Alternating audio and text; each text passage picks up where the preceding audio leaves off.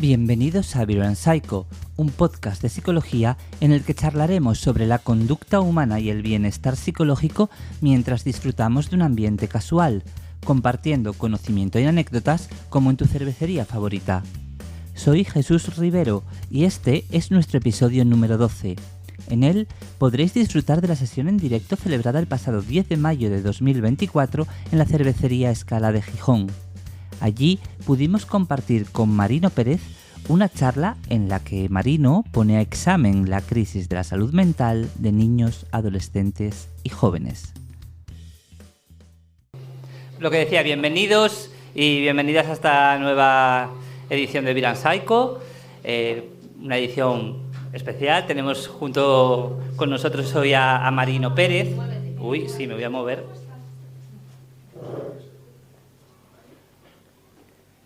Decía que tenemos hoy con nosotros a Marino Pérez. Para mí especialmente es un placer poder tenerle aquí y estoy seguro de que vamos a poder todos disfrutar de esta charla, ¿no? Pues bueno, Marino fue profesor de muchos de los que estamos aquí hoy y por eso para nosotros también es algo especial.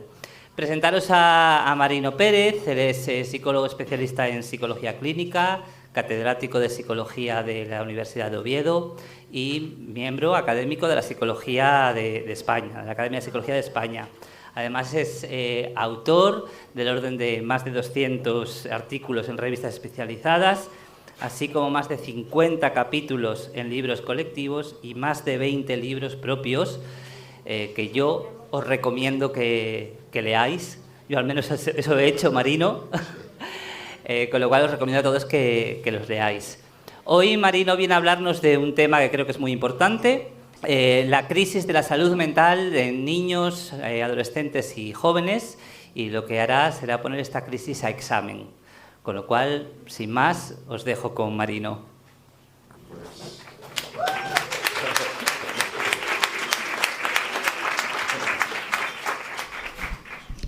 Pues gracias, Jesús, por la generosa presentación y por la invitación para participar aquí. Cuando me lo propuso no pude resistirlo, vamos, de hecho ni lo dudé, ¿no? Estoy muy acostumbrado a dar conferencias y participar en simposios en los congresos, y este es un auténtico simposium, ¿no? Como recordáis, en Platón, simposio significa beber juntos para hablar de un tema, ¿no? Entonces, pues nada, muy oportuno el encuentro este. Y del tema del que voy a hablar, pues es el que figura aquí también en el menú del día, ¿no? De la crisis de salud mental, pues que afecta sobre todo a niños, adolescentes y jóvenes, ¿no? Y lo voy a analizar, ¿no? A examen, ¿no? En fin, veréis pues cómo abordo yo esto para luego tener ocasión de preguntas, comentarios y objeciones y aportaciones, porque es un tema abierto y sería muy sospechoso yo que yo viniera aquí a decir la última palabra sobre eso, ¿no? Pero lo cierto es que estamos hoy día en una crisis de salud mental que hasta hace poco tiempo se pensaba que concernía sobre todo a los adultos, a la gente de 30, 40, 50 años que están bregando pues con sus trabajos, con sus divorcios, con sus crisis de cada década, etcétera. También se pensaba que la crisis de salud mental era algo característico de las personas mayores, ¿no? Por la jubilación, la soledad y demás. La soledad es un tema pues que va a ser recurrente aquí en lo que yo vaya a decir, pero lo cierto es que no de pronto, pero sí desde hace 4 o 5 años, por antonomasia, la crisis de salud mental concierne a los niños, adolescentes y los jóvenes. ¿Quién lo diría, ¿no? Si pensamos que son, no sé si ya no lo son, pero que son de las mejores edades de la vida y que todavía no se está en los estreses, ¿no? que la vida depara y demás, ¿no? Y entonces es el tema pues pues digamos, candente, ¿no? Parece que los adolescentes y jóvenes están peor que los adultos y que las personas mayores, ¿no? Los estudios muestran a nivel internacional, vamos, en España pues asiste a lo que está ocurriendo en los países pues más desarrollados y hay entonces muchos estudios internacionales y nacionales centrados aquí en España pues que muestran esta crisis, ¿no? Cifras, no sé, pues en torno al 34 o 35% de estas edades pues presenta síntomas de ansiedad y depresión, el 5% así pues ideas suicidas o riesgo de suicidio, por recordar otro estudio que se ha centrado en los estudiantes universitarios, muestra que el 50% de los estudiantes universitarios refiere padecer ansiedad y depresión, el 50 y tantos por ciento ha visto algún profesional de salud mental en los últimos tiempos. Buena parte de esos están tomando medicación, ansiolíticos, antidepresivos. El 50 y tantos por ciento, supongo que digamos que serán los mismos en alguna medida, pues refiere que necesitará ayuda profesional, ayuda psicológica, ¿no? Para curarse, ¿no? de sus malestares, ¿no? Todo esto concierne también a escalas anteriores de la enseñanza primaria, de secundaria, en los institutos, la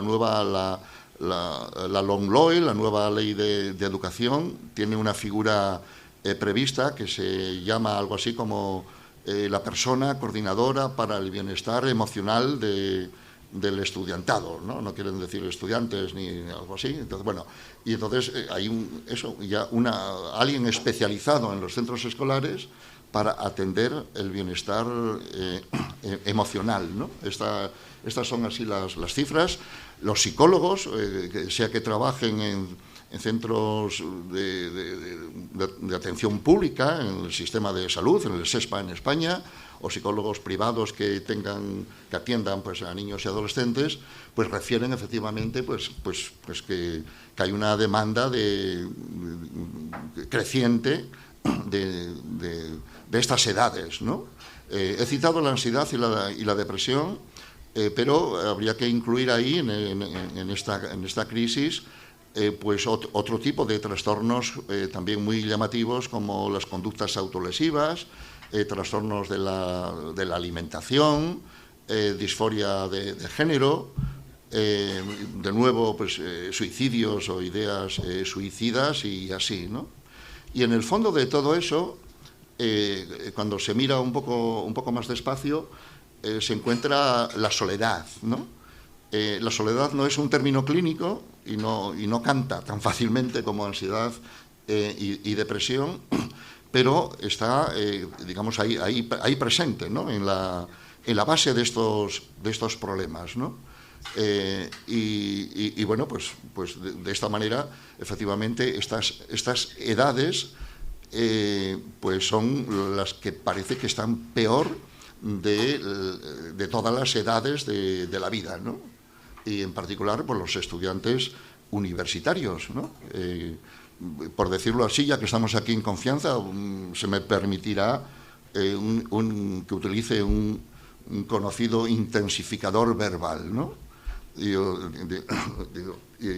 ¿Cómo es que los estudiantes universitarios están en la mejor puta edad de su vida y están peor, digamos, que cualquier otra edad, y peor que generaciones anteriores, ¿no?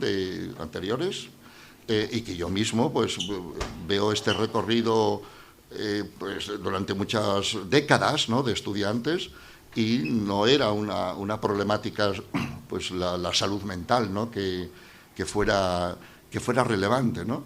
Esta problemática es particularmente relevante en lo que se llama la generación Z, ¿no? La generación Z son de los nacidos entre 1995 y 2011, o 10 o así, y es esta generación la que de forma significativa, cuando se hacen estudios comparativos con la generación anterior, las anteriores, pues se ve que están peor en esta línea, ¿no?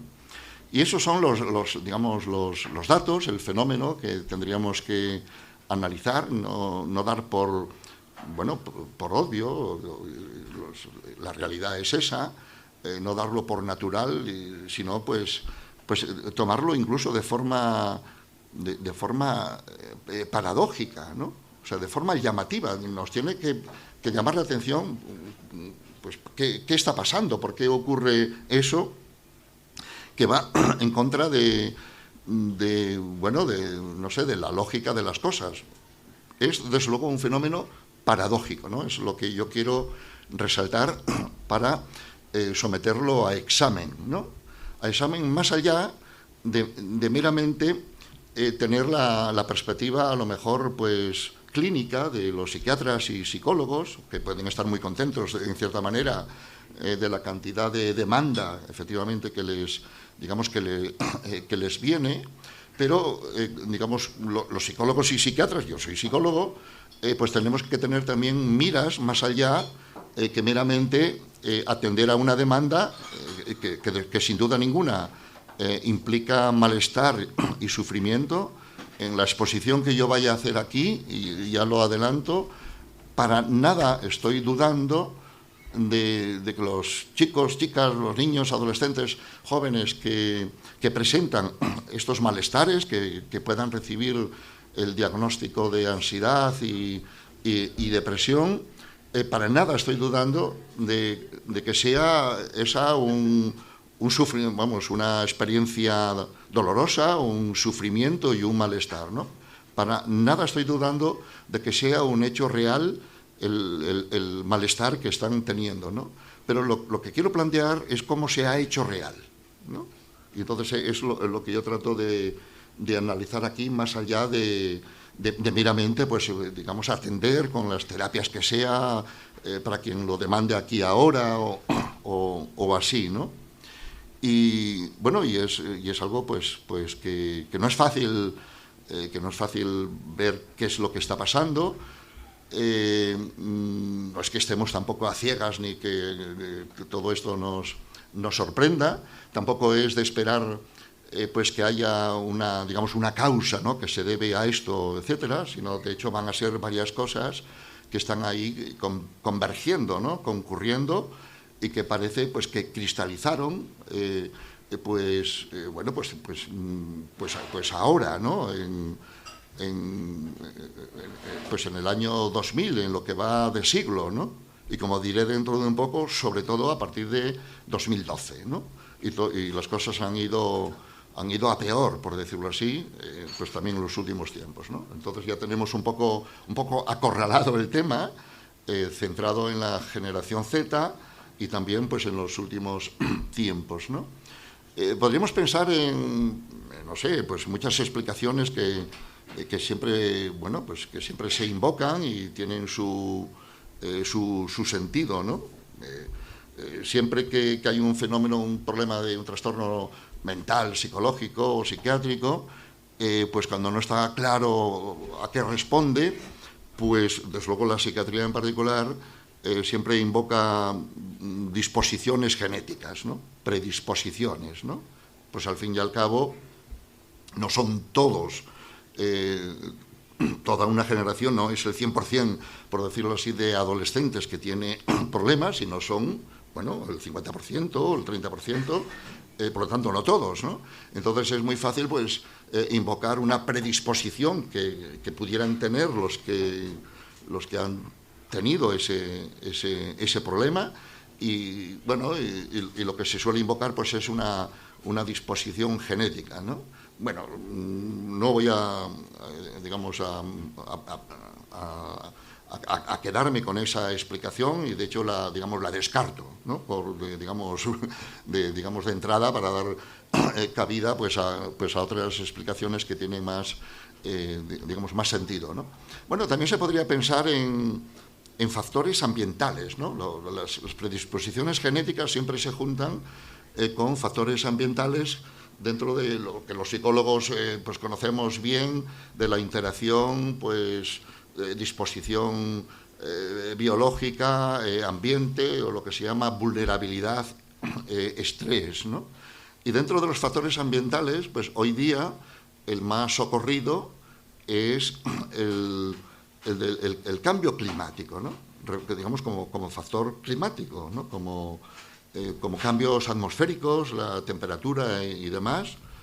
Los que estén colegiados recibimos pues todos los viernes, digamos, un boletín informativo, así de las novedades que hay en el mundo de psicología, etcétera, etcétera. Y en el último viernes, yo creo que fue el último o algo así, pues venían, digamos, estudios que referían o que apelaban a cómo el cambio climático, en el sentido atmosférico, estaba influyendo en toda esta crisis de salud mental, estos trastornos que he citado, ¿no? Y ciertamente no explicaban, digamos, cómo digamos, el cambio de temperatura o fenómenos extremos que puedan darse, pues producen ansiedad, no sé, depresión o cualquier otra cosa, ¿no? De manera que ese factor también lo descarto, ¿no? O sea, que decir que lo cito, pues por decir que no lo paso por alto, pero no lo incluyo como algo que en el que lo debiéramos incidir, ¿no? Estas explicaciones biológicas y así ambientales, externas, son muy queridas, ¿no? Por la sociedad, por la política, por los usuarios, etcétera, porque son explicaciones muy neutras, ¿no? O sea, muy neutras. Entonces nadie es responsable de nada, ¿no? Y entonces, bueno, pues, y si todo eso influye en el cerebro, pues claro, el cerebro es el culpable perfecto, ¿no? No soy yo, es el cerebro, no soy yo, son los genes, ¿no? Esas explicaciones son muy socorridas, porque no abordan nada, desde luego no están tampoco, digamos, sostenidas como para pensar en ellas, pero tienen, digamos, un interés así, pues también muy ideológico, neutral, ¿no? La sociedad no tendría que cambiar nada, si son los genes, si son las averías mentales o neuroquímicas las que estarían ahí en la base. Pero todo esto yo lo descarto, ¿no? Y bueno, y como lo tengo elaborado, pues tampoco estoy improvisando, entonces me tengo que ir rápidamente pues a tres factores que son, creo yo, los más relevantes, ¿no? Uno de ellos, en el que se insiste mucho, y hay autores que ponen el énfasis ahí, y yo mismo también lo pongo, pues tiene que ver con las redes sociales, ¿no? Las redes sociales, digamos, es algo muy claro, los estudios lo muestran, no meramente estudios correlacionales, es decir, sino que se entiende además cómo el uso de las redes sociales pues va a producir soledad, ansiedad y depresión. No es como el cambio climático, que puede correlacionar con la crisis de salud mental, pero no te explicas cómo el cambio de temperatura te está produciendo depresión a unos y estrés traumático a otros, ¿no? Eso es absurdo, ciertamente, ¿no? Entonces, las redes sociales, efectivamente, pues está, vamos, bien establecido. Yo he tenido ocasión de revisar la literatura y ver lo que hay con eso en un libro a propósito de esto, ¿no? El individuo flotante, ¿no? Notes el subtítulo, ¿no? La muchedumbre solitaria en los tiempos de las redes sociales, ¿no? Y efectivamente las redes sociales están ahí incidiendo y encendiendo la crisis de salud mental, sobre todo en los usuarios más empedernidos, que son naturalmente pues los niños, adolescentes y jóvenes, ¿no? Y esta crisis de salud mental viene siendo notable de forma sistemática a partir de 2012, ¿no? Ahí está esa fecha que ya anuncié, ¿no? A partir de 2010, 11, 12 como por dar una referencia, es cuando efectivamente pues, los estudios que se hacen cada año muestran un empeoramiento sistemático y creciente casi cada año, ¿no? Los investigadores que establecen curvas de esto son ciertamente las curvas impresionantes, ¿no? De estas curvas que para entenderlas no se necesitaría estadística, no se necesitaría pasar por las clases de Vallejo, que es un profesor amigo mío y muy importante en psicología, y que él mismo decía efectivamente que cuando los cambios saltan a la vista no es necesaria la estadística, ¿no? Cuando hay que hacer mucha estadística es señal de que no está claro un cambio. Así que salta a la vista digamos que las redes sociales están implicadas en la crisis de salud mental, ¿no? Pero esta crisis de salud mental ya venía un poco de antes, ya venía de antes de 2012, 2010, y ya venía tomando vuelo, por decirlo así, no de siempre, que es precisamente para entender algo en un momento dado. El actual, por ejemplo, pues tenemos que tener la referencia de otro momento distinto al actual y así, ¿no? Entonces, esa crisis ya venía creciendo desde finales de la década de 1990, ¿no? Pues a partir de ahí se venía observando pues, estos malestares, y lo que han hecho las redes sociales es exacerbarlos.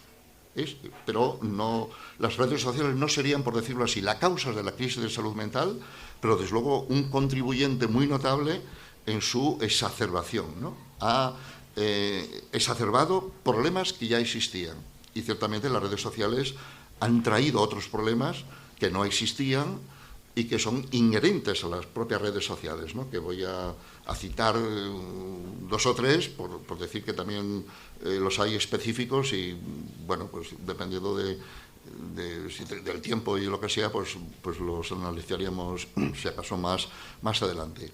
Un problema específico que tienen las redes sociales es la adicción al móvil, ¿no? Que en términos psicológicos, en términos técnicos, es una adicción comportamental, ¿no? Equivalente a otras adicciones comportamentales, como a los videojuegos, como a las máquinas tragaperras, que toman la analogía de las adicciones a sustancias, y son tan problemáticas y tan difíciles de abordar o de solucionar como las adicciones a sustancias. La adicción al móvil, ¿no? Esa es un problema específico que, si no fuera por el móvil, que si no fuera por cómo está construido el móvil y cómo están construidas las redes sociales, no existiría ese problema, ¿no?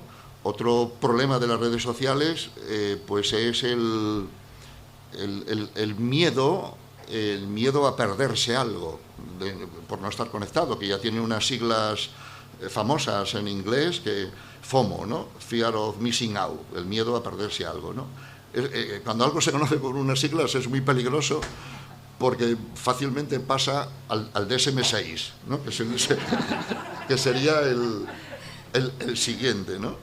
Y entonces, bueno, pues es un miedo añadido a estar perdiéndose algo mientras tú no estás conectado, o si tú estás en una fiesta aquí, el miedo a no saber lo bien que lo están pasando tus colegas que están en otra cervecería o en otra fiesta.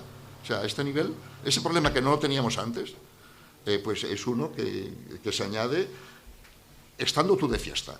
O sea, ni siquiera en casa rumiando el sinsentido de la vida, ¿no? Esa es Otro problema específico de las redes sociales es el de la selfitis, ¿no? Que tiene un nombre internacional que él mismo ya transparenta, digamos, un efecto de enfermedad, ¿no? Nefritis y hepatitis, pues selfitis, ¿no? Y es un nombre que funciona bien en todos los idiomas, el selfitis, ¿no? La selfitis no es meramente, pero empieza por ahí, no es meramente la manía de hacerse selfies, ¿no? Que para algunas personas pues puede ser una manía pues ya y ya de, no sé, problemática por sí misma, ¿no? Etcétera, ¿no? Sino que lleva a que, bueno, a los que están en esa manía, a que se identifiquen más con los selfies preferidos, que nunca luego hay uno definitivo, porque siempre puede haber otro que tú tratas de hacer y así de forma infinita, lleva a las personas a identificarse con su selfie más que, y en vez de identificarse consigo mismo como se ve en el espejo o como es, ¿no?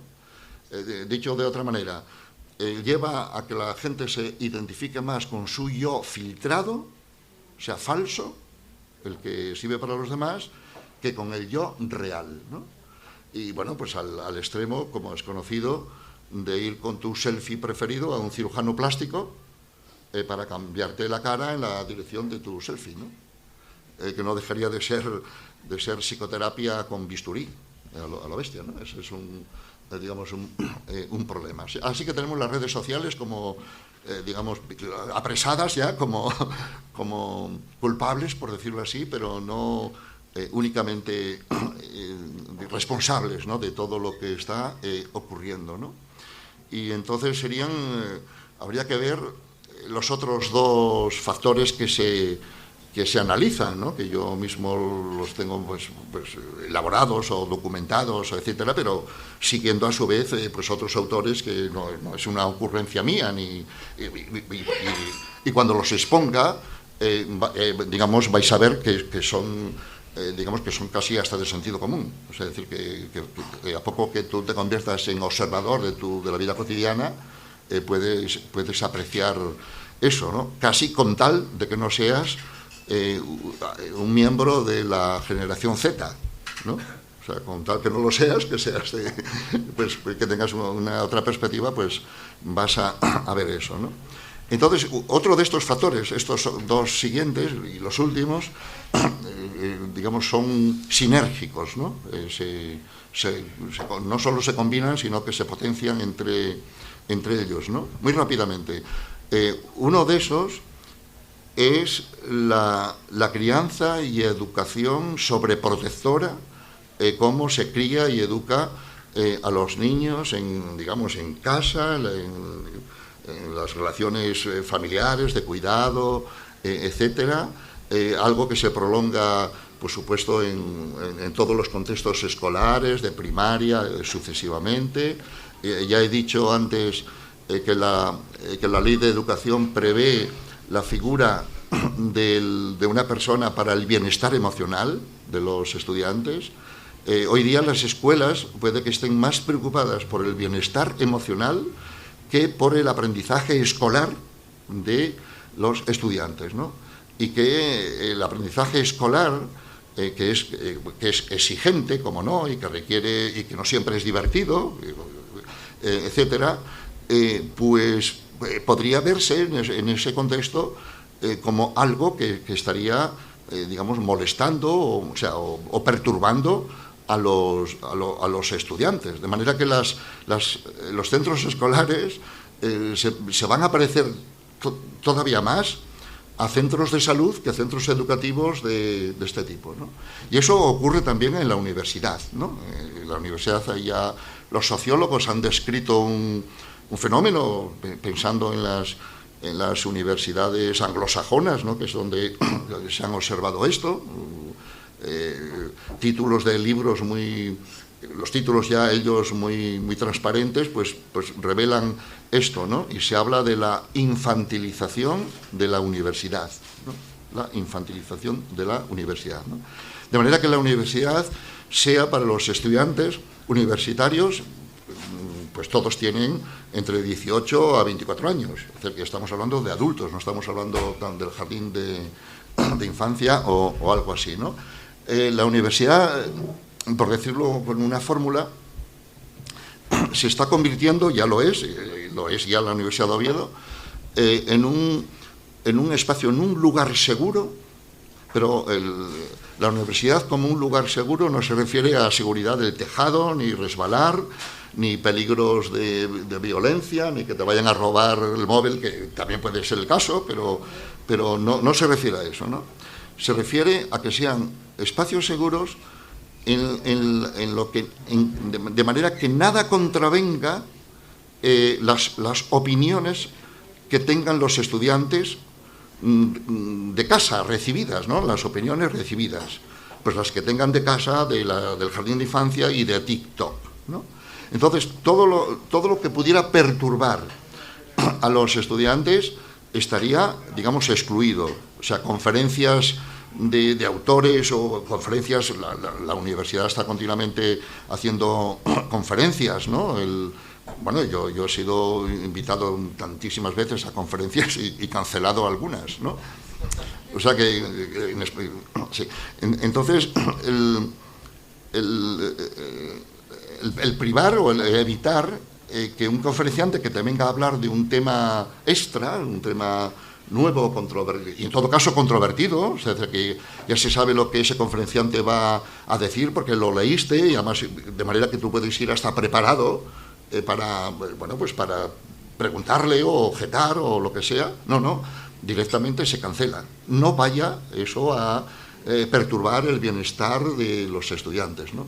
Y los temas en clase, pues lo mismo. O sea, hay cosas absurdas que nos debieran parecer absurdas. Espero que no se vean. Yo no sé si las nuevas generaciones lo ven ya como obvio, pero ha de parecernos ciertamente, digamos, extravagantes el que los profesores tuvieran que, como es obligatorio en muchas universidades, ¿no? Que anunciar que van a hablar de un tema que tiene conceptos que podrían herir a algunos estudiantes, ¿no? O sea, no sé, o sea, por poner un ejemplo que sale en los libros, ¿no? Una profesora de Derecho que tiene que hablar de la violación de la ley, ¿no?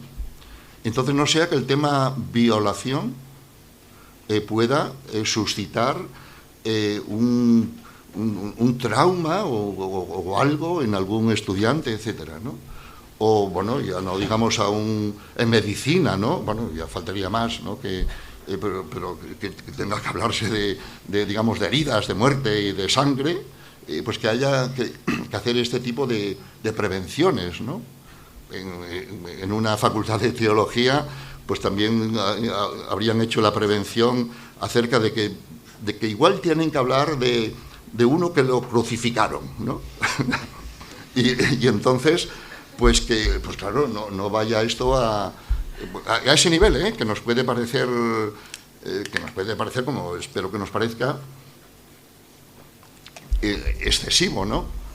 Una facultad de periodismo inglesa recomienda a los profesores que no utilicen las letras mayúsculas en los listados porque puedan intimidar a los estudiantes, ¿no? Y otro ejemplo, también universitario, recomendaciones de no marcar el profesor, no marcar los errores, o sea, como, bueno, no marcarlos, y desde luego no marcarlos con bolígrafo rojo. Y la recomendación sería, si hace marcas de los errores, recomiendan que sea azul o verde, o eso, ¿no?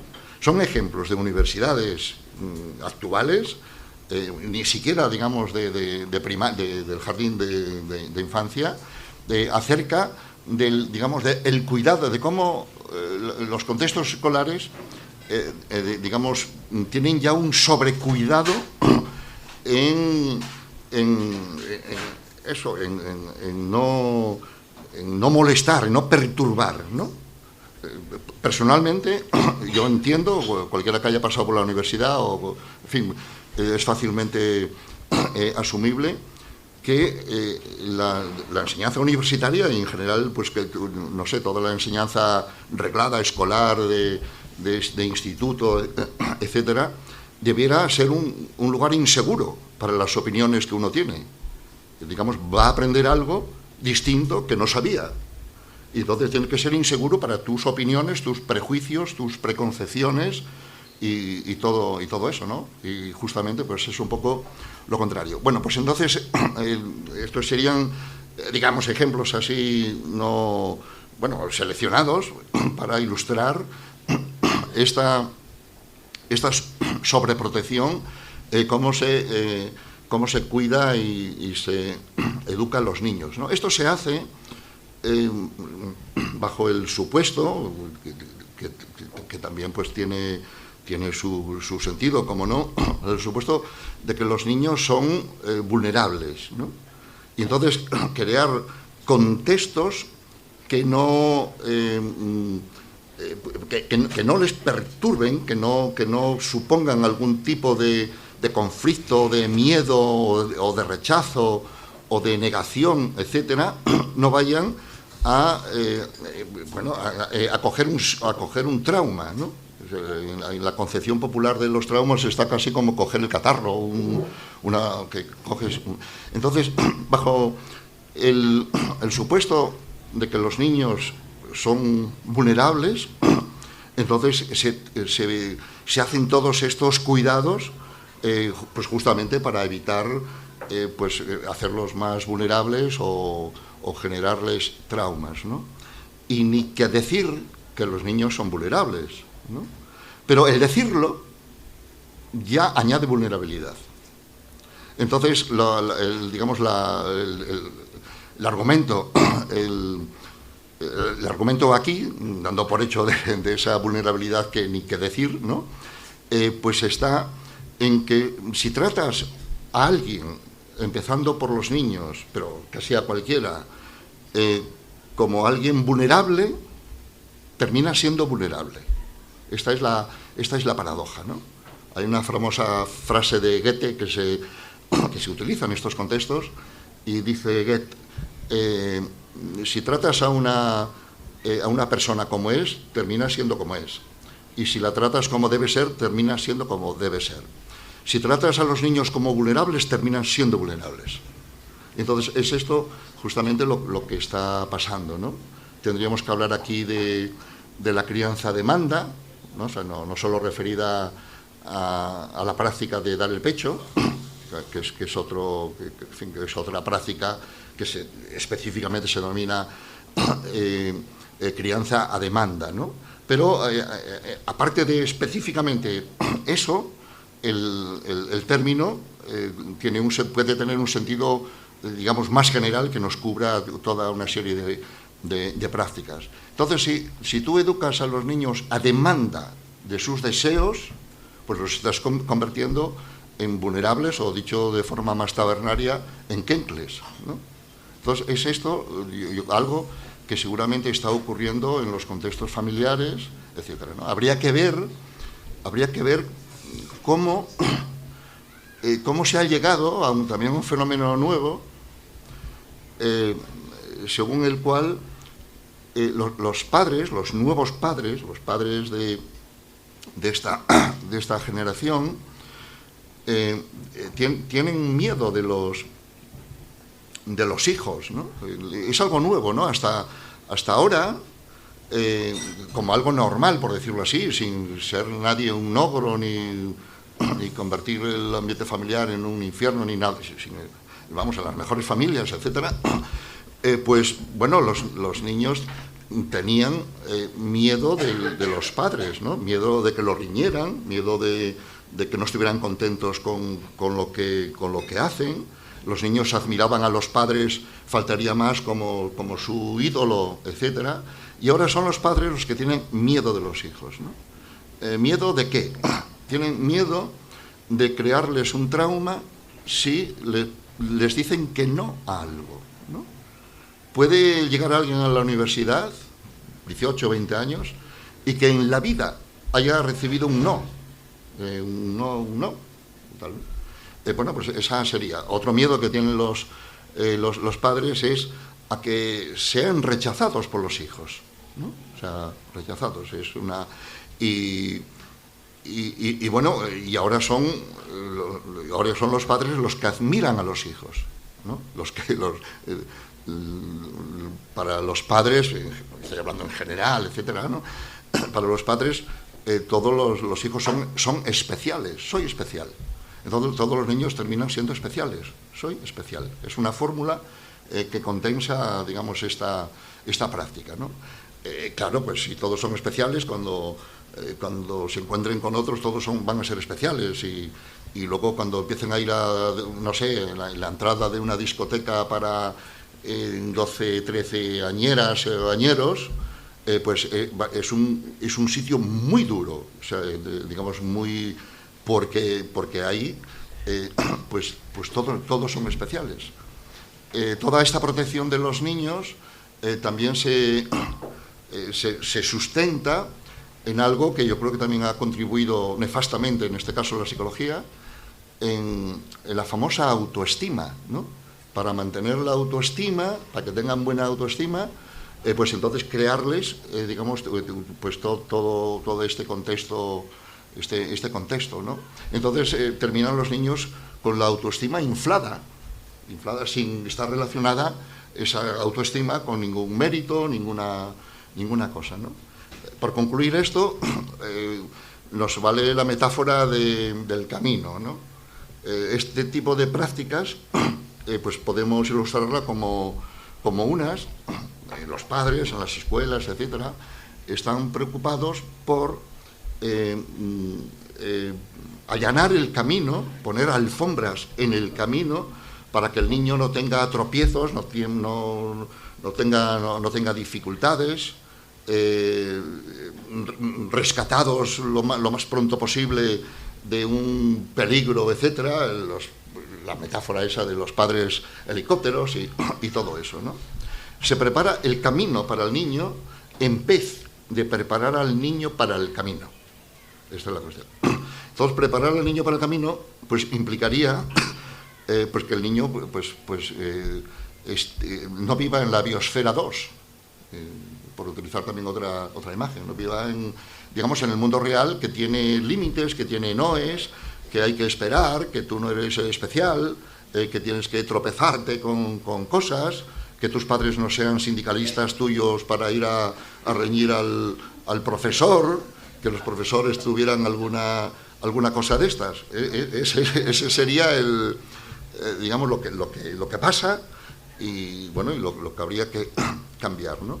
Así que entonces ese sería un factor. Este tipo de educación, la protección, pues bueno, puede parecer a los que están en esa generación, yo creo que los padres mismamente y por supuesto los de la generación Z, pues bueno, lo más obvio, o sea, lo más natural, bueno, y tan natural que es por la vulnerabilidad y tan natural como que es por la autoestima, sin reparar en las paradojas que eso supone, ¿no? Y ese es el problema que también tienen pues los padres de estas nuevas generaciones con sus padres, ¿no? Con sus abuelos, los abuelos de estos chicos, ¿no? Que quedan atónitos de cómo digamos, de cómo los educan, ¿no? Por decirlo así, bueno, pues hay también, o sea, problemas donde ya los abuelos quedan descalificados porque obviamente no están al día de estas cosas, ¿no?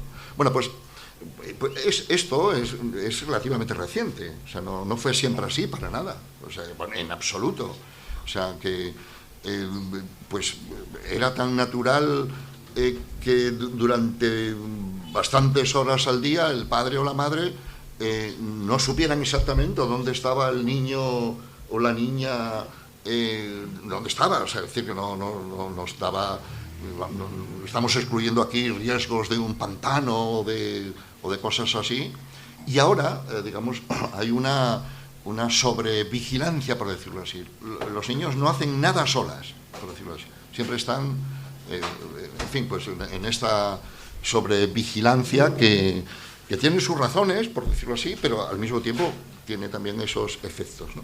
Y el otro factor que redondea todo esto es lo que ya es también muy conocido por la psicología, y es lo que llaman los sociólogos la cultura del diagnóstico, ¿no? O también la cultura de la terapia, ¿no? y es, y que lo hemos llamado también, pues la psiquiatrización o la psicologización o la psicopatologización de los problemas cotidianos, ¿no? Entonces, cualquier problema cotidiano, cualquier problema y cualquier, digamos, malestar, pues rápidamente pasa a ser identificado, nombrado como ansiedad, depresión, trastorno, problema, etcétera, ¿no? Y en esto, pues ha contribuido, en primer lugar, la psiquiatría, con todas esas campañas de sensibilización a la población general, no vayan a tener un problema que no sabían que lo tenían, pero que existe y que curiosamente se remedia con este medicamento que es el que están promocionando. Pues eso es un fenómeno que hemos estudiado muchos, ¿no? En particular, pues Héctor González Pardo, un profesor de la facultad, y yo mismo, pues hemos escrito ya en su día también pues un libro que se titula La invención de trastornos mentales, ¿no? Entonces, ¿cómo se han inventado trastornos mentales, ¿no? No se han inventado de la nada, pero se han convertido problemas normales de la vida, la timidez, los disgustos, la frustración, la espera, etcétera, pues se han convertido en categorías diagnósticas y entonces ya se patologiza, ¿no? Y todo eso, digamos, es hoy día algo ciertamente muy común, ¿no? El lenguaje psicológico clínico está formando parte del lenguaje, digamos, cotidiano, ¿no? Y ya termino esto pues casi con una fórmula, ¿no? El idioma clínico, el lenguaje clínico, ansiedad, depresión, estrés, manía, adicción, TDAH, TOC, aunque sean siglas, ya sabemos que se refieren digamos, a trastornos. El lenguaje clínico se ha apoderado del sufrimiento humano, de cualquier malestar, en detrimento de otros idiomas, de otros lenguajes, como podría ser el social, como podría ser el moral, el religioso, el político, y luego el existencial, ¿no? Y entonces problemas de la vida que nunca van a faltar se convierten fácilmente en problemas psicológicos, ¿no? Y como también sabemos, pues los problemas no son enfermedades, etcétera, ¿no? Entonces eso acaba digamos de convertir pues problemas normales en problemas clínicos que dentro de este cuidado y de esta preocupación por el bienestar emocional de los estudiantes, pues tienes ahí a los padres, a los profesores, a los profesionales, a la sociedad, a las leyes de educación, etcétera, etcétera, volcados en esta, digamos, en este proceso, ¿no?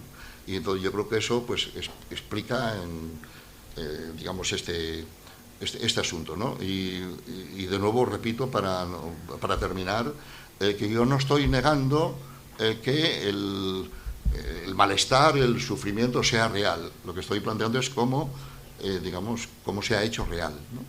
Y entonces habría que pensar, pues bueno, pues en ayudar a las personas que ya están perjudicadas, entiendo yo, por este contexto, esta atmósfera en la que se desenvuelven, y habría que pensar también pues en la generación alfa, no sé por dónde la van a nombrar, la siguiente, ¿no? Empezando otra vez el abecedario, dentro del optimismo de que vaya a haber vida para recorrer generaciones a lo largo de todo el abecedario, ¿no? Y demás. Pues nada, con esto, en fin, yo me ofrezco pues para comentar y recibir objeciones y preguntas, lo que os parezcan.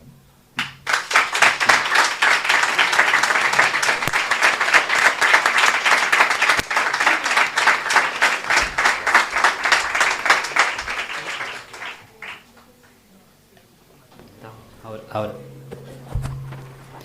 Bueno, pues si tenéis alguna pregunta, alguna cosa que queréis trasladarle a Marino, tenéis el micro a vuestra disposición. Creo que Marino, que has dejado las cosas súper claras, has dado unas explicaciones fantásticas. Y así para animar un poco, si quieres empiezo yo, haciéndote una pregunta. En torno sobre todo al tema de todo este problema, ¿no? De los problemas psicológicos que nos llegan, por ejemplo, a consulta, a los que trabajamos sobre todo con niños, adolescentes y sus familias, me imagino que tu respuesta al respecto, ¿no? Pero en muchas ocasiones yo lo que observo es que las familias, ¿no? Los padres, las madres llegan a nuestra consulta buscando solución para los problemas de sus hijos, ¿no? Y en general, la mayor parte de las veces, son problemas que son ellos, que los tienen ellos, ¿no? No son problemas que tienen los niños, sino que son problemas que tienen los padres o los profesores, el personal docente, etcétera, cuando ocurre exactamente lo mismo, ¿no? Sí. Entiendo que tú vas en esta misma línea, por lo que comentabas. Sí, ciertamente. Yo creo que los niños nunca tienen, digamos, ningún problema, digamos, autógeno, por decirlo así, autocreado, autoemergido, ¿no? En fin, pueden tener problemas, ya sea del neurodesarrollo, lo que sea, pero los problemas psicológicos siempre dependen del contexto y del ambiente en el que uno se mueve. Y el contexto y el ambiente en el que se mueve, para bien y para mal, un niño es el contexto familiar, generalmente, pues bueno, van a ser sus padres, el contexto, etcétera. Y yo he trabajado también como psicólogo clínico en su día y como psicólogo escolar en centros escolares, y también me he tropezado con esto, ¿no? Que llevan al niño al psicólogo, pues como al dentista, ¿no? Para que le remedie algo que supuestamente estaría dentro de él y ciertamente las ayudas que un psicólogo puede hacer siempre pasan por el ambiente en el que se desenvuelven, ¿no?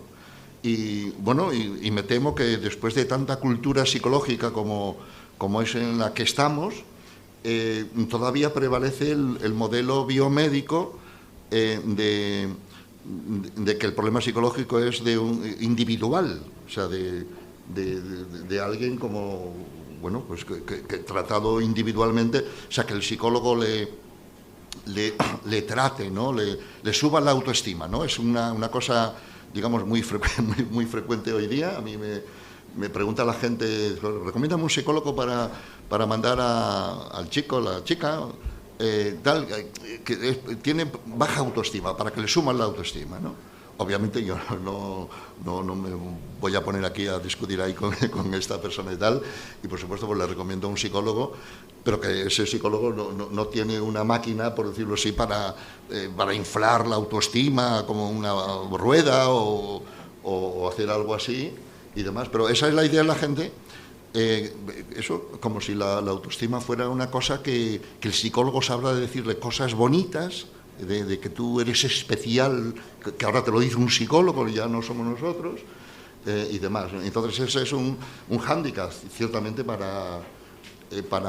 y luego pues muchas ayudas psicológicas pudieran ser también iatrogénicas, todas aquellas que se centran en volver a analizar los sentimientos, digamos, la autoestima, cómo te sientes, todo aquello, digamos, que redunde en el mundo interior, en el sentir, etcétera, etcétera, puede ser iatrogénico, ¿no?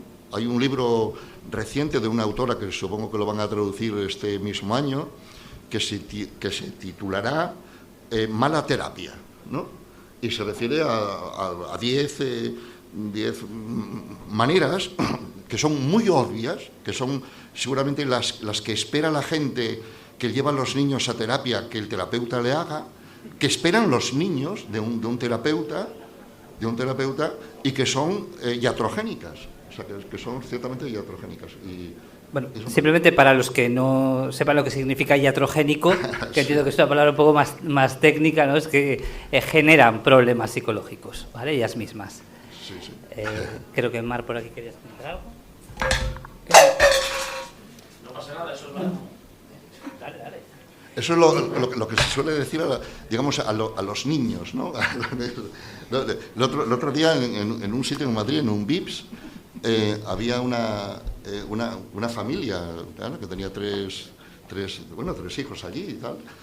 Había una chica, una niña pequeña, que estaba por allí moviéndose, nada, haciendo de niña, vamos, no, yo no tengo ningún problema, o sea que, etcétera, ¿no? Entonces, en un momento de eso, la niña moviéndose por allí, tiró, digamos, un plato repleto de cosas, digamos, al suelo, y por pocas no le hace una fiesta a la niña.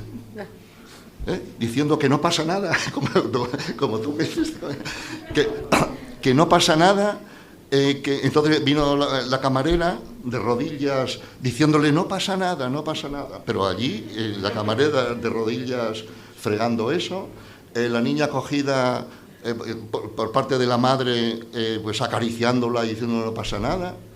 Y bueno, y ese es un ejemplo, digamos, también de esto. No es para que, no estoy yo pensando que fuera la niña la que tuviera que arreglar aquello, para nada, ni tampoco que le tuvieran que dar una nalgada, pero sí que ha pasado algo. O sea, que moviéndose por allí de esa manera, pues, etcétera, y casi le hacen una fiesta. Ese es un problema de observador, vamos, sí. Y nada, gracias. Para eso está.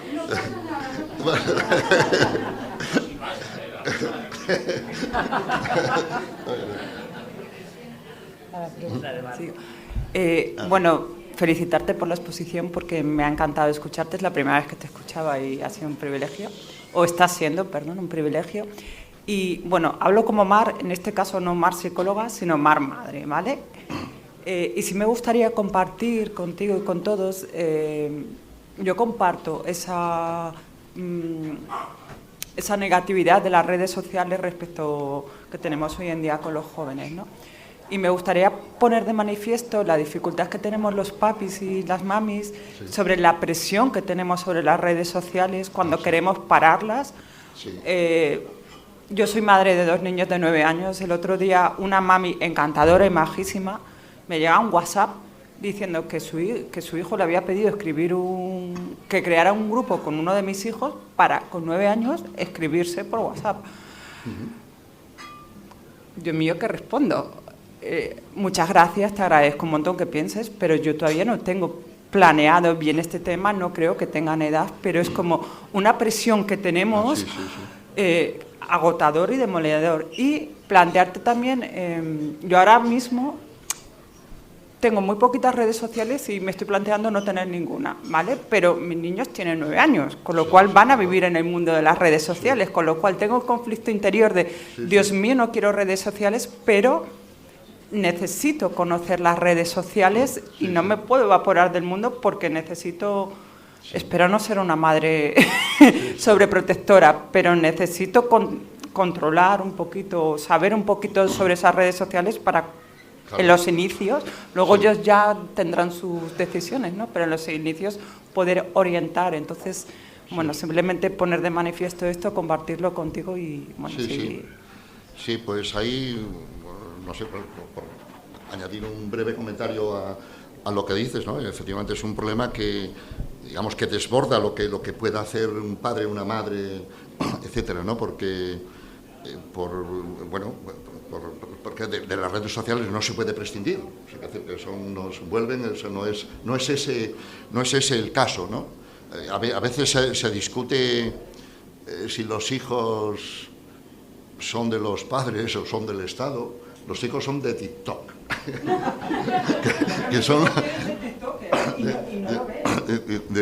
y entonces, bueno, pues seguramente para, digamos, bueno, hay una sobreprotección de los padres, como estaba diciendo, y sin embargo hay una desprotección absoluta de la navegación en las redes sociales. Esa es la cuestión. Entonces, seguramente un padre y unos cuantos padres, madres, etcétera, pueden hacer muy poco por la presión a la que están sometidos los hijos, etcétera, etcétera, ¿no? Ahí tiene que haber, yo creo que cambios más institucionales, pues de reducción drástica del uso de las redes sociales, por lo menos el móvil, etcétera, en la escuela, hasta hay como algo institucional, Y desde luego, seguramente los estados, en la medida en que todavía tengan algún cierto poder, debieran tratar de influir en las grandes corporaciones dueñas de las redes sociales para que pues regulen, se autorregulen, lo cual no creo que lo hagan, pero que regulen los aspectos más nefastos de las redes sociales, ¿no?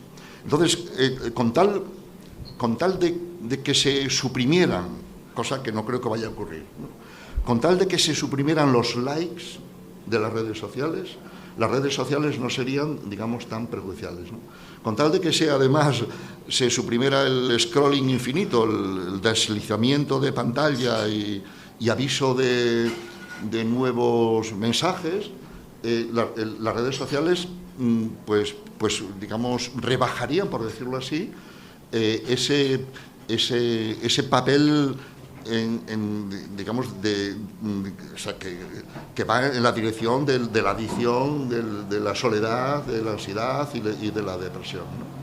Entonces, si algún día se suprimieran los likes, pero claro, los likes es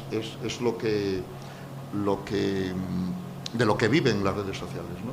Yo creo que de las redes sociales los adultos, los políticos y la sociedad debe tener claro que están, tal como funcionan hoy día, ¿no?, están diseñadas para captar nuestra atención. No están diseñadas para hacer a los niños felices, más sociables, más generosos, más informados. Están para captar nuestra atención y venderla al mejor postor, ¿no? Esa es. Entonces, sobre eso, sobre esa base, pues ya tendríamos, no sé, fuerza como para pedir cambios institucionales o algo así, ¿no? Bueno, si me permitís, Marín, Omar, un poco a colación de lo que tú estás comentando, ¿no?, y esta respuesta más macro de la que hablas, Marino, pero sí que a nivel un poco más micro, y entiendo que en muchos casos los padres, las madres, las familias, nos vemos un poco como perdidos en torno a qué hacer y cómo hacer en el manejo o la enseñanza, ¿no?, a la hora de criar a nuestros hijos, de cómo le hacemos que se relacionen con las redes sociales, por ejemplo, o con los dispositivos digitales en general, las pantallas en general. Muchas veces los padres, como nos vemos perdidos así, incluso recurrimos a ellos, ¿no?, y son ellos los que saben, y son ellos los que miran, y seguro que ellos saben cómo se maneja. Intentas tener una videollamada con una persona y es el hijo el quien enseña al padre, ¿no? Y a la vez yo entiendo que los padres debemos de ser responsables con respecto a esto, y sobre todo en el sentido de dar una respuesta, ¿no?, con respecto a estas situaciones. Y tenemos que aprender, ¿no?, y que tenemos que informarnos, conocer cómo funciona todo esto, para después poder dar una respuesta a nuestros hijos y decidir, tomar decisiones con respecto al tiempo de uso de teléfonos, de pantallas, de cuándo tener una red social, cuándo no tenerla, cómo utilizarla, enseñarles, ¿no? Al final les damos unos dispositivos a los niños y les dejamos a ellos que fluyan con esto, ¿no? Cuando somos nosotros quienes debemos darles las indicaciones, las pautas, etcétera, de cómo manejarlo y enseñarles. A fin de cuentas es un aprendizaje esto. Siendo cierto eso, digamos, la cuestión de principio para eso es también de cómo, si es que se estuviera de acuerdo en ello, cómo podrían los padres recuperar cierta autoridad respecto de los hijos. Que eso es, digamos, también otro fenómeno que se ha perdido y que, pues, una juez, digamos, ha analizado en un libro en muchos contextos, ¿no?, en muchos contextos de los jueces mismos, de escolares, etcétera, etcétera, y toca también el familiar. Entonces, los padres no tienen ninguna autoridad. O sea, muy poca autoridad, y si a su vez están, digamos, temiendo de que si lo riñen o le ponen un límite, cogen un trauma, entonces la autoridad implicaría que por parte de los padres, llegado un momento en que dijeran no y sí, y porque lo quiere mami. vamos, sin estar allí explicando cosas que no, tal, ¿no? Y eso, y esa sería, yo creo que la cuestión, digamos que creo que va a ser muy difícil recuperar, no sé, cuando toquemos más fondo, o cuando no sé, cuando se repiensen las cosas, vamos, pero esa sería, yo creo que un aspecto. Probablemente nos daría para un debate largo. Gracias. Quería yo hacer una reflexión, así como madre sobreprotectora, pero a la vez desprotectora y todo junto. Creo que es mi caso, pero estoy segura de que alguien más se sentirá identificado o identificada conmigo. Los niños se nos han convertido en artículos de lujo, pero de súper lujo. Y no solo para los papás y las mamás, para la sociedad, como cada vez hay menos. Sí, sí. Entonces, ¿qué pasa? Que tú tienes una presión de educar y pasar tiempo de calidad, pero claro, la figura de un progenitor en casa desaparece, tiende a desaparecer porque no da, la vida nos lleva a otros caminos. Entonces tú pasas poco tiempo con tus hijos. Sí, sí. Eso si has tenido la suerte de tener más de uno, porque lo más probable es que no hayas podido, porque te hayas llegado a la maternidad o a la paternidad muy tarde, entonces ya te hayas quedado solo con uno, y qué mal lo has hecho porque lo has dejado solo, y encima pasas poco tiempo con él, pasa tiempo de calidad, porque claro, no todo el tiempo es igual, tiene que ser tiempo de calidad, y le dices mucho que no, crianza positiva, hay que decirle a todo que sí, entonces si le quieres decir que no, tienes que decírselo diciéndole que sí, y es como, hola. Y, claro, y todo el mundo se mete, porque claro, es un bien valiosísimo para todo el mundo. Entonces, tus hijos no son tuyos, evidentemente, son de la sociedad, porque son nuestro futuro. Y entonces hay una presión como por todas partes de hazlo así, pero a la vez al contrario, pero haz no sé qué. Luego, hablando de este tema de redes sociales, dependemos mucho de otras generaciones, los que tenemos la suerte de tener abuelos que nos cuiden a los chiquillos. Si yo puedo estar un poco desconectada, no quiero contar cómo están los abuelos. Entonces, hay un batiburrillo ahí de sobreprotección, porque claro, como paso tan poco tiempo, tengo que tenerlo entre algodones. Pero estoy muy poco tiempo, entonces el tiempo que no está conmigo pues es como de desprotección, ¿no? Porque claro, los abuelos en este tema no controlan. Entonces, bueno, es una reflexión que lanzo ahí de la locura que es hoy en día algo tan natural como tener hijos. No sé si estoy cagando fuera del tiesto, pero creo que... Sí, me parece una reflexión que, vamos, que resume lo que yo trataba también de decir, ¿no? Vale. Y ver cómo están, digamos, envueltas, implicadas cantidad de cosas que no son, digamos, controlables tampoco, etcétera, ¿no? Y que algún día, pues esas reflexiones tendrían a lo mejor que traducirse a lo mejor en algún cambio, ¿no?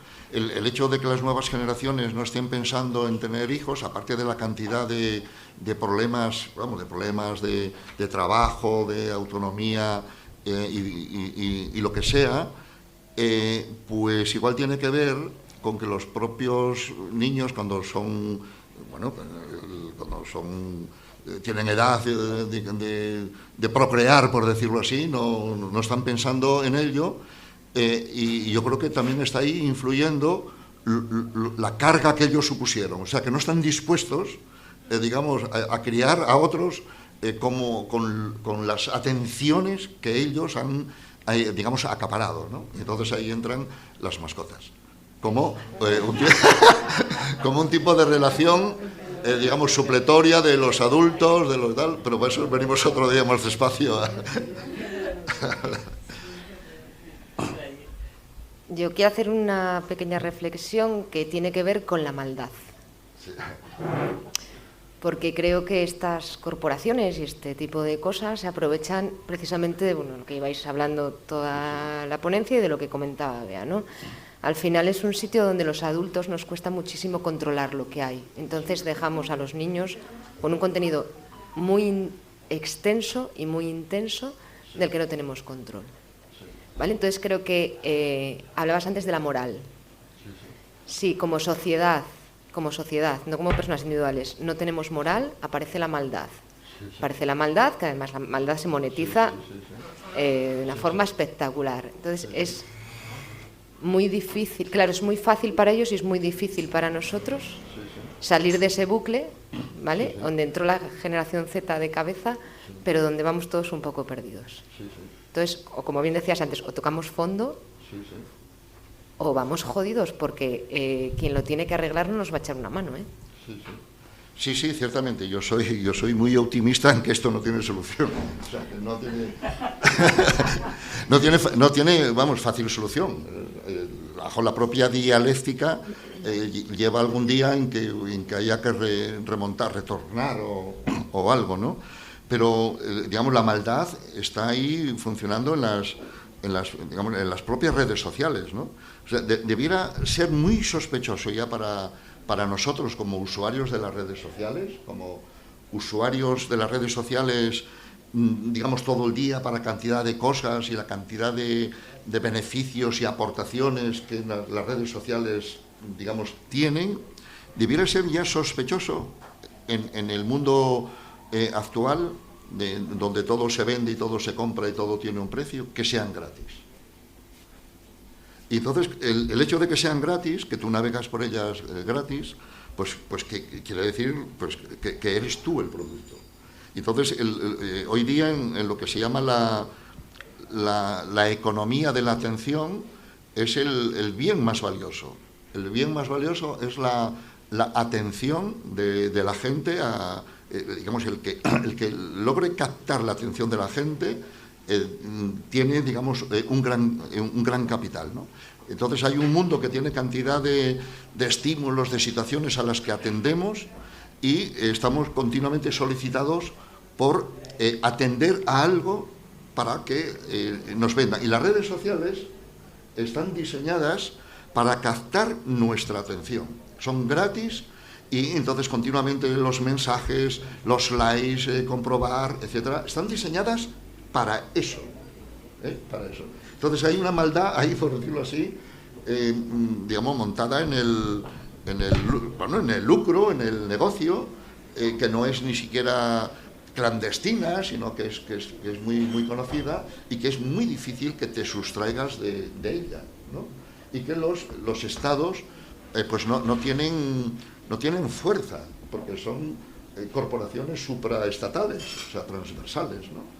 Y ahí es donde estamos envueltos en un bucle, ¿no? Del que es muy difícil salir. Hombre, yo creo que es buena cosa estar hablando de esto. O sea, quiere decir que este es un fenómeno también nuevo.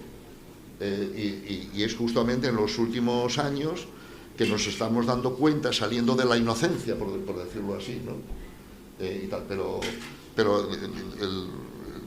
el que haya simposios como este, yo creo que es buena cosa para clarificar, salir de la inocencia, ¿no? Un poco. Yo quería preguntarte, yo que soy ya casi generación Z, que ya me he criado casi con la red social como DNI, me pregunto, ¿no? A día de hoy, las redes sociales son prácticamente ya tu DNI social, tu identidad va conectada al perfil social y el estatus que tienes en cuanto a seguidores, en cuanto a quién te sigue, quién te comenta, quién te valida. Entonces, dado que cada vez estamos más solos a nivel físico, pero más conectados a nivel digital y por lo tanto la identidad digital cobra una importancia superlativa, ¿no? Porque al final, si estamos solos por la calle, pero en Instagram soy famoso, ya tengo una comunidad simulada, ¿no? Entonces esa identidad que me generan las redes me da compañía por esta matrix, ¿no? Que estamos viviendo ahora. Entonces, yo por eso estoy como en la linde, ¿no? Yo estoy entre millennial y Z y digo, ¿cómo desligarnos de una sociedad que camina hacia que ya tu Instagram o tu red social es tu DNI, tu pasaporte digital? ¿Cómo vamos a integrar ese hecho en nuestra psicología, ¿no? Entre nuestra forma de concebirnos en el mundo, nuestra identidad? ¿Cómo disociarnos un poco de las redes, ¿no? No sé cómo integrar ese concepto en hacia dónde vamos, ¿no? Como sociedad. Pues sí, o sea, ahí estamos. Esas nuevas generaciones que se han criado con las redes sociales como su mundo de la vida, pues ni siquiera se pueden plantear de que las cosas pudieran ser de otra manera, ¿no? y desde luego no tiene fácil, digamos, fácil salida. La salida que está teniendo es a costa de la ansiedad y la depresión, de los malestares por estar, digamos, muchas horas haciendo un uso problemático de las redes sociales, y se paga con la soledad, ¿no? La fórmula esta de tanto más conectado estás a las redes sociales, más desconectado estás del mundo, de los demás y de ti mismo, que es lo que define la soledad. Entonces yo no sé si la crisis de salud mental pudiera tener algún beneficio, como suelen tener las crisis, ¿no? Las crisis pues tienen esta ambivalencia de poner en quiebra algo que venía funcionando con sufrimiento y padecimiento, y acaso la crisis ser una remontada, ¿no? O sea, una salida de esa situación, ¿no? Está por ver, por mi lado, digamos, que la crisis tenga este lado positivo y beneficioso, ¿no? Pero, y puede que lo tenga, porque todos los psicólogos y todas las instituciones están preocupadas por el mal uso de las redes sociales, por el sobreuso, y en la medida en que se restringiera los contextos escolares y los horarios escolares, ya se ganaría algo. Y en la medida en que se suprimieran, no sé cómo, los likes, seguramente pues también tendríamos un uso de las redes sociales pues no sé, menos sometido a la comparación, a la competitividad con otros y contigo mismo, porque si recibes muchos likes pero llega un momento que no recibes más, ya estamos mal, ¿no? Esa sería... Entonces, bueno, no sé cómo la crisis podría derivar en, no sé, como las crisis de la adolescencia, ¿no? La adolescencia supone siempre una crisis de la que la mayor parte de los adolescentes salen victoriosos, por decirlo así. O sea, dejan de ser, no sé, niños, etcétera, y abordan la vida pues con otra fuerza, ¿no?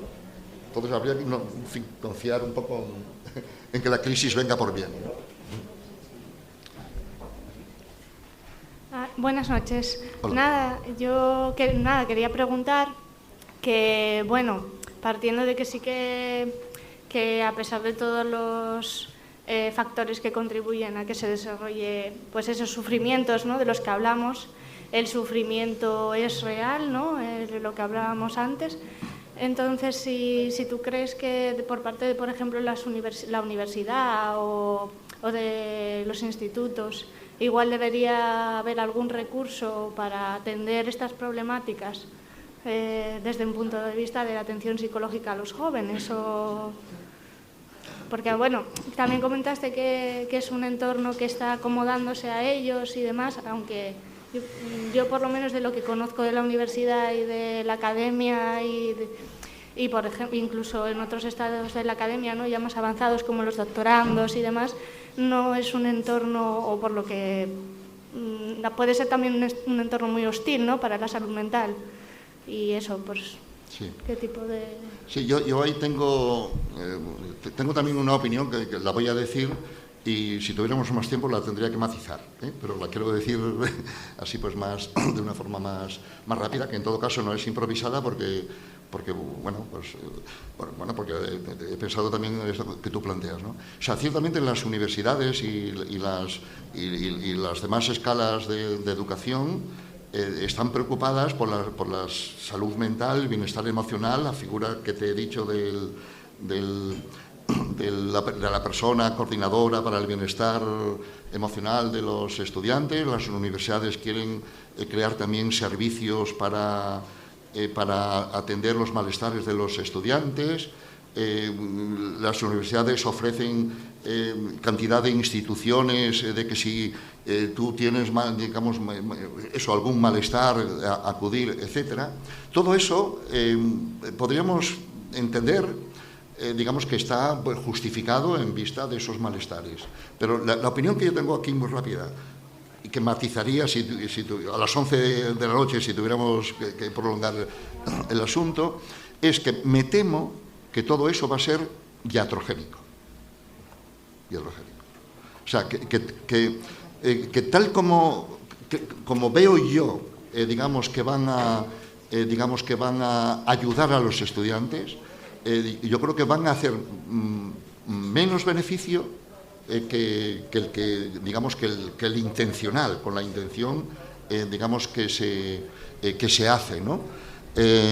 Porque supone, de nuevo, una sobreprotección y esos servicios lo que tendrían que tener es asumido que ir a un examen con ansiedad del examen faltaría más, que no es como ir a la piscina. Y que tengas, digamos, o sea, disgustos y no sé. Entonces, todos esos servicios que generalmente los van a llevar, se llevan por psicólogos y desde la psicología, yo creo que en general van a ser iatrogénicos. O sea, van a generar más mal, digamos, que ciertamente bien. Porque no sé si tú has apuntado en tu especificación que te parecía que el ambiente universitario no es hostil. ¿Dijiste eso? No, que sí. Sí, pues yo digo que no es hostil, que es el mejor ambiente en el que, por eso utilicé ese intensificador verbal aquí en confianza, ¿no? Digamos, un estudiante universitario está en la mejor puta edad de su vida y haciendo de las mejores cosas que se puedan hacer, y cómo puede tener el 50% ansiedad, depresión, etcétera, etcétera. No es nada hostil. La propia universidad es un lugar en la que nada preocupada porque nada contravenga, perturbe, un lugar seguro, etcétera. Entonces, es hostil en la medida en que la gente ya es muy vulnerable y se perturba, tiene los umbrales de malestar muy bajos. Y entonces cualquier cosa, digamos, que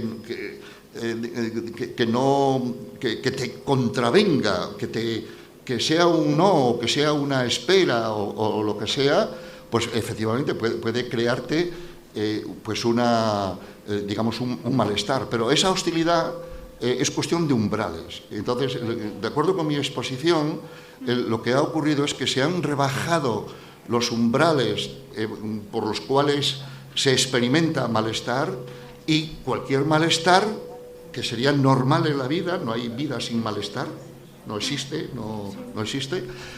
pues cualquier malestar entra en el radar psicológico o psiquiátrico. Y eso es lo que, digamos, va a empeorar, digamos, las cosas en la línea esa, ¿no? Esa es un poco la opinión que yo tendría de que esos servicios, esa preocupación por el bienestar emocional, fácilmente, no digo que sea seguro ni que sea en todos los casos, pero fácilmente va a contribuir a más malestar. Esa sería la idea así muy en general. Tenemos otra pregunta por aquí. Muchas gracias. Yo me había quedado con la parte del lenguaje y de cómo a veces te encuentras en terapia, ¿no?, personas que te están usando terminologías clínicas, al final sanitarias. Sí. En parte también por las redes sociales, que sanitarios y profesionales de la salud mental pues se intentan simplificar y utilizar esas palabras que luego te encuentras en la práctica clínica. Y ahora que ya nosotros tenemos o deberíamos asumir la responsabilidad de haber hecho eso, ¿qué camino tomamos? Porque a veces es intentar resolver esos problemas. Sí. Casi te ves como un médico que en vez de recetar el medicamento le está contando el principio activo y lo que supone en el organismo. Sí. Me parece excesivo. Pero por otro lado, esas personas están hablando de disociación cuando ni siquiera los psicólogos todavía sabemos definir la disociación. Hay distintos modelos y distintas maneras de explicar eso. Sí. Sí, es un papel complicado el que tienen los psicólogos, los profesionales, ¿no? Es un papel muy muy delicado, porque viene la gente ya con el diagnóstico hecho de TikTok, de Google, y la gente espera, sobre todo las generaciones nuevas, que el psicólogo le bendiga ese diagnóstico, se lo valide, ¿no? Es lo que se lo valide y lo confirme, ¿no? Y entonces para el psicólogo es muy difícil tratar de formarte un conocimiento tuyo como experto, etcétera, ver si efectivamente ese lenguaje clínico que ya trae puesto nuestro consultante, pues define muy bien lo que le pasa o no, y probablemente no. Esa sería la cuestión. Entonces, esa es, digamos, la gran dificultad. Los psicólogos tenemos casi también como mantras, o sea, como mantras y algo, digamos, no sé, casi propio, ¿no? Obligado en el sentido de adecuado, ¿no? Para, digamos, para atender a un consultante, ¿no? Y que es efectivamente validar su sufrimiento, afirmar, etcétera, acompañar. Esas son casi mantras de hoy día. Pero si la ayuda psicológica consiste en eso, posiblemente el profesional esté quedando, digamos, muy lejos de lo que podría hacer, de realmente ayudar a esa persona. Entonces, más allá de eso, de validar y, por supuesto, no discutirle para nada, digamos, que no es real su problema porque es real, etcétera, ni discutirle tampoco, no sé, los conocimientos que traiga, no es eso.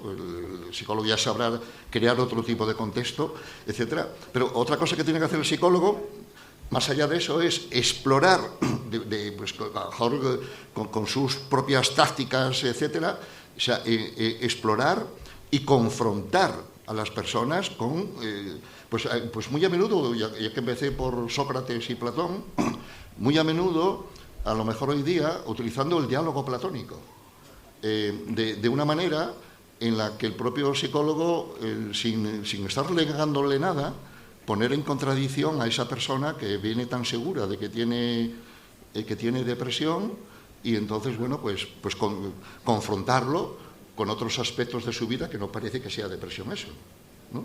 O que llama depresión a eso y que en realidad es un disgusto porque discutió con su pareja o le dijeron que no sé qué y tal, ¿no? Y entonces, hoy día, pues efectivamente los psicólogos, no es una época de estas como en la época de Freud, donde los clínicos tenían una autoridad, el médico, ¿no? Tenía una autoridad y usted tiene esto, y tome esto, ¿no? Eso ya no lo hacen ni los médicos y demás, ¿no? Pero sin imponer un autoritarismo de ese tipo, sí que hay recursos para pues confrontar a la persona, a lo mejor, pues eso, con otras verdades, otras realidades que estén formando parte de su vida, ¿no? Y luego la tarea esta, que parece paradójica de la psicología, de tratar de despsicologizar esos problemas, ¿no? Pero también tiene una dificultad, porque no vale para todos los consultantes tratar de normalizar, porque lo que le pasa no es normal, o sea, a lo mejor no es normal. Para un psicótico que tiene experiencias extrañas, no puedes normalizarlo, porque está teniendo experiencias extrañas que el clínico no tuvo y que no son usuales. Entonces, ni siquiera, digamos, la normalización sería un mantra que hubiera que utilizar pues de forma continua, ¿no? Y ciertamente el problema de la autoridad al que me he referido antes de los padres, digamos, afecta también a los profesionales, ¿no? O sea, los profesionales han perdido también. La gente confía mucho en los expertos, pero le valen los expertos que encajan con aquello que le dora la píldora a uno y que dice que eres especial y que has sufrido muchísimo, que tienes un trauma y que todos los males que tienes en tu vida, de pareja, laborales, es porque eres TDAH o que tienes un trauma. Entonces ya no hay autoridad, por decirlo así, para relativizar eso, etcétera, más que, efectivamente, si creas un contexto en la relación, pues a lo mejor uno puede ir desmontando eso, pues poco a poco, vamos, sin imponer una autoridad, pero pero sí la autoridad digamos, de razonar y de explicar y de llevar a cabo un diálogo socrático, ¿no? Así que cree inseguridad, a lo mejor. O sea, el diálogo socrático empezaría por crearte inseguridad en las cosas que tú traes muy seguras. Y a partir de esa inseguridad se abre la posibilidad de que sea como tú pensabas o que pueda ser de otra manera. Y a lo mejor la incertidumbre pues puede tener un aspecto, digamos, positivo, o sea, que te abra, etcétera. Bueno, todo esto ya tendríamos que... ya son cosas muy profesionales, ¿no?, por decirlo así. Pero entiendo la problemática a la que te refieres, ¿eh? O sea que... ¿Alguien más quiere? Sí, por aquí. Entonces entiendo que si las universidades son las guarderías de los jóvenes, si yo tuviera un hijo ahora mismo, que no los tengo, afortunadamente, porque veo que es muy problemático, si tienes un hijo de 12 o 13 años, estaría muy bien ir enseñándolo para que vaya hacia una formación profesional, porque veo que las universidades son casi hasta un sitio peligroso para los jóvenes. Entonces, enseñarlo y decirle, mira, tú a los 18 años tienes que estar trabajando y tienes que estar ganando dinero, así es que vete mentalizándote para aprender un oficio y que cuando tengas 18 años tengas tu propio dinero. ¿Ese sería una buena...? No creo... No, vamos, es una pregunta, ¿eh? Porque, sí, vamos, está bien, sí. Desde la absoluta ignorancia, porque no tengo... Yo no derivaría... No. De lo que yo he tratado de decir, digamos, exactamente eso, ¿no? Yo lo que sí haría con un niño, con un hijo, con esas edades tan complicadas como las que has citado, pues me recordaría la metáfora que he usado, ¿no? Preparar al niño para el camino y no el camino para el niño. Entonces, sea el camino de la formación profesional o sea el camino de la universidad o el que sea, ¿no? Y entonces, si preparas al niño para el camino, que siempre va a tener pérdidas, disgustos, conflictos, dificultades, incertidumbre, malestares, etcétera, etcétera, pues está preparado para cualquier cosa de la vida, que seguro que va a tener eso, ¿eh? O sea, lo que se puede asegurar, no se sabe nada del futuro, excepto que la vida va a implicar sufrimiento, pérdidas, malestares, y si no estás preparado para ello, pues tienes dos problemas. El problema de los malestares inherentes a la vida y el problema psicológico, psiquiátrico añadido. Y entonces, por lo menos, ahorrar ¿no? Esa sería la... Entonces, la idea es que los padres inculquen a sus hijos que la vida es dura, que no es un camino fácil y que, digo yo, no sé, porque, porque si se le va entrenando desde pronto que el camino va a ser un camino arduo, sí, que se le vaya diciendo, ¿no? Entiendo. Sí, pero yo creo que no, digamos, el camino duro de la vida se aprende, pero no se enseña con fórmulas como esa que tú dices. Entonces es cuestión de una práctica, digamos, continua, cotidiana, donde los niños sean cada vez más expuestos a las vicisitudes de la vida y no menos, siquiera de una forma parecida como lo era antes, ¿no?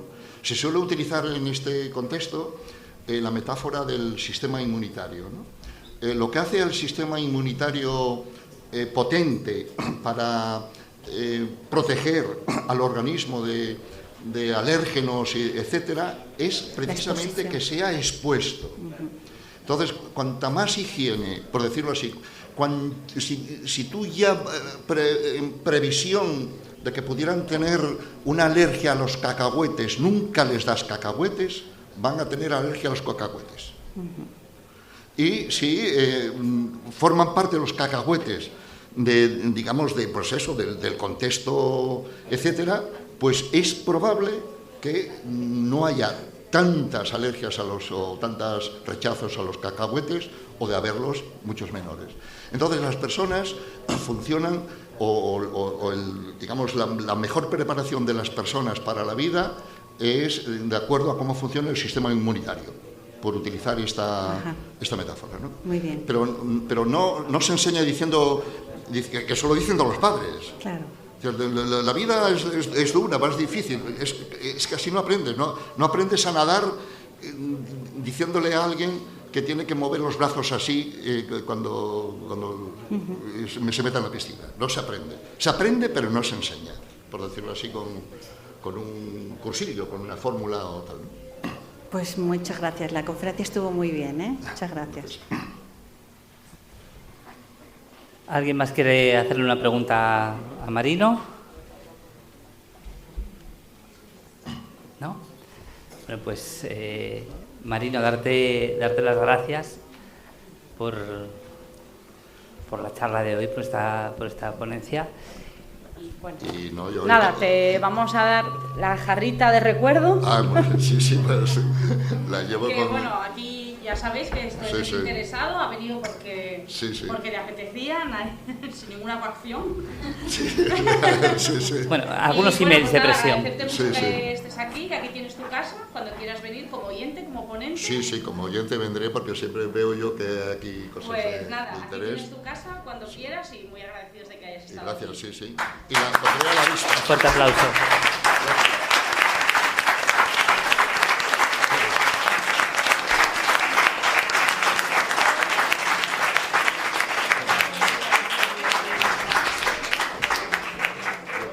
Muy bien.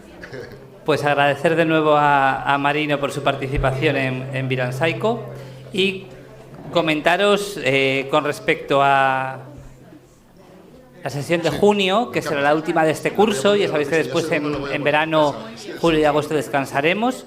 Será el día 7 de junio, ¿vale? Tendremos el cierre de esta temporada de Viransaico y lo haremos con un formato un tanto diferente, ¿de acuerdo? Porque no haremos la típica charla de un solo ponente y después el debate, sino que tendremos una mesa con varias personas. Hablaremos sobre la comunicación en torno a la conducta suicida en medios de comunicación y tendremos a una psicóloga que tenemos aquí, a Mar de Manuel, tendremos a Alba de la asociación Abrazos Verdes, superviviente, y tendremos al director de un medio de comunicación también. Y todo ello será moderado por Daniel Lobby, que también es una persona que ha hecho un documental y que está un poco a caballo entre todas las disciplinas, con lo cual será un formato distinto el que haremos para cerrar el mes que viene, y creo que puede ser muy interesante, dado que la comunicación en torno a la conducta suicida en los medios de comunicación, valga la redundancia, es tremendamente importante y fundamental. Con lo cual podremos ver todas estas visiones desde la psicología, desde una superviviente y desde el director de medios de un medio de comunicación. Creo que es fundamental y os invito a todos a venir. Y el 7 de junio, a las 9 como siempre. Y de nuevo agradecer a Marino su participación hoy aquí. Muchísimas gracias. Y parafraseando a Marino, que las contingencias os sean favorables.